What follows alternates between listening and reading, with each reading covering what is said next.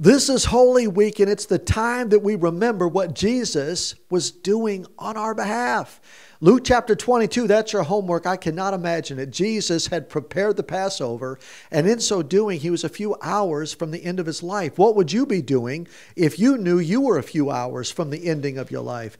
Jesus is instituting something new. You say, well, what was that? It was the Lord's Supper or the Lord's table. It's what we call communion. Communion to the Christian is not transubstantiation. It's not, I believe that the elements that I take are the actual blood or body of Jesus. Instead, we do it in the way Jesus commanded, in remembrance of him.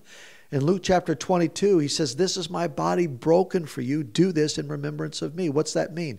It means that he was going to go to the cross, and there on the cross, his body was going to be broken. He was giving his body as a sacrifice unto the Father for the wrath of God that should have been poured out on me. Instead, it was poured out on Jesus. He was being broken. So when we take the element that represents his body, we're saying we know that Jesus, on our behalf, was going to the cross for something we deserved. And then Jesus is going to say, this is the blood of my new covenant. In other words, you're to do this in remembrance of me. The Bible says without blood, there's no forgiveness of sin. Jesus was the sacrifice once and for all sinners. For every lamb, for every dove that was being sacrificed in Jerusalem, Jesus was the final lamb who takes away the sins of the world. He's a few hours away from Gethsemane and a few hours away from being betrayed into the hands of sinful men by which he would go to the cross. You know what he's doing? He's teaching his disciples what matters, and he's wanting them to do something in his absence that remembers him. When's the last time you took communion?